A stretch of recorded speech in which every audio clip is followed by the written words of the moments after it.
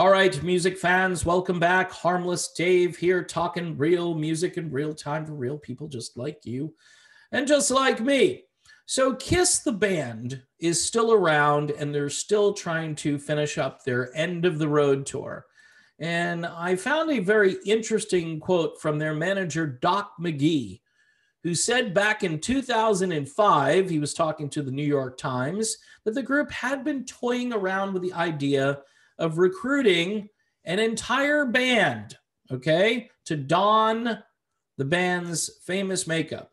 McGee said Kiss is more like Doritos or Pepsi as far as a brand name is concerned. They're more like characters than the individual person. I think new members have a legitimate chance to carry the franchise. Paul Stanley's been talking about this for a while. Gene Simmons has been talking about this. I'm pretty sure this is what's going to happen with Kiss. You own this franchise. You're really unable to perform the music the way it was recorded anymore. In fact, if you recruit new people, they might have a better chance at sounding like Kiss. Now, is this just going to be backing tracks and backing vocals? I mean, would the new group be recruited and then would the vocals of Paul Stanley, would those be the vocals you hear when you go see a show and these guys are just up there basically miming?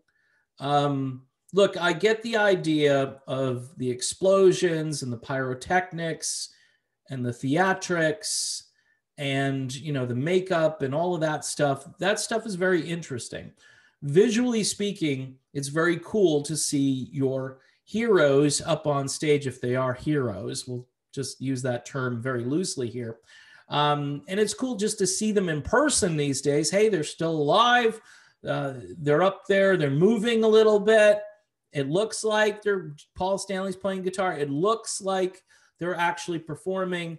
But for a lot of fans that want some substance, and in the case of Kiss, if you're a person that wants both, like you want, you know, this is like why like Pink Floyd is such an amazing band, because they bring you substance and then they bring you all the theatrics as well.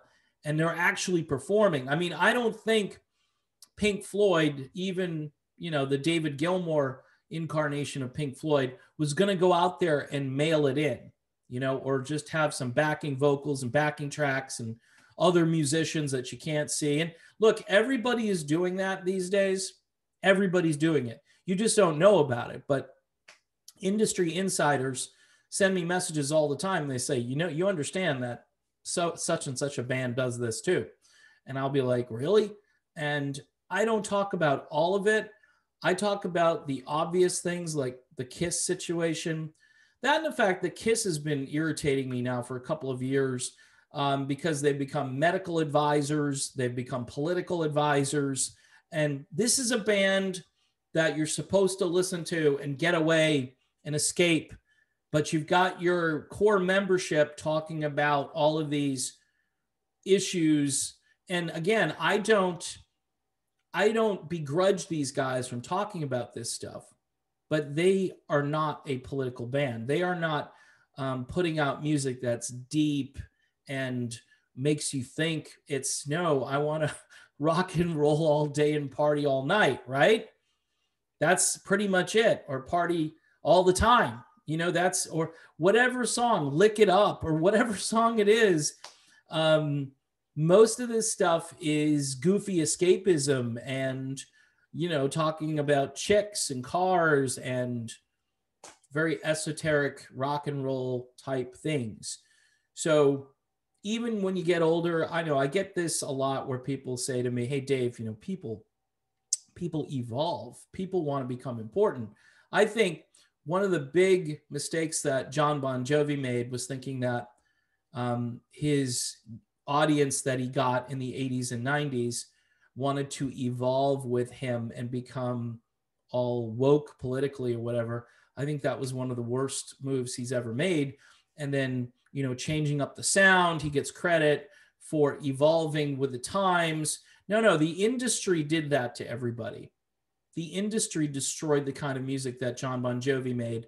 and Kiss made back in the 80s, all right, and said, hey, this isn't in style anymore. You better, you know, change, or you're not going to get any token radio airplay. And what are the songs that, you know, Kiss and Bon Jovi have on the radio? Well, it's all of their material that was recorded from, you know, the mid 1980s through maybe the early 90s, and that's it. So anyway, a little bit of a tangent there to make the point that musicians ought to stick to what they're good at, number one.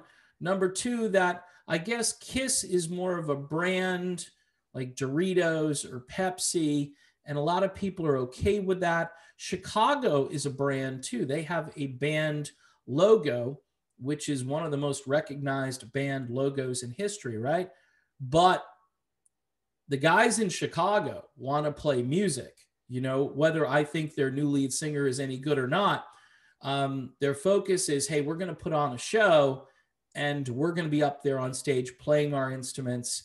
It isn't about all of the showmanship. It's about the music per se. There may be some showmanship in there, here and there, when a player individually will be on drums doing something amazing, or on guitar or whatever instrument, whether it's the horn section, whether it's keyboards, whatever it is in Chicago that makes the music work, people are paying attention to those aspects, and they're not really worried about, you know, how come these guys don't do pyrotechnics? You know, they don't have to. The music speaks for itself. And I get the idea, again, that you can have a band that can kind of do both, but it's not about the music at that point. It's more about the show. And there are other things that you can go participate in that have a similar effect. Like if you go see, you know, the Wrestling Federation or whatever, if you go see any of these things that are more soap opera-ish in nature and not substantive, you can get your fix on that stuff. Go to a monster truck show. I mean, there are plenty of things. Go to Daytona. I mean, a car race. All of these things have all of this drama and intrigue, and they're exciting.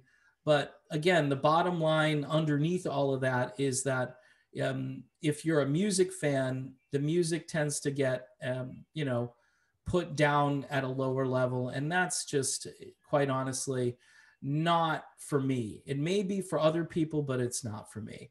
In any event, thanks for watching the video. Don't forget to subscribe to the channel, hit the bell for notifications. And yes, you can join me on Patreon for just $1 a month.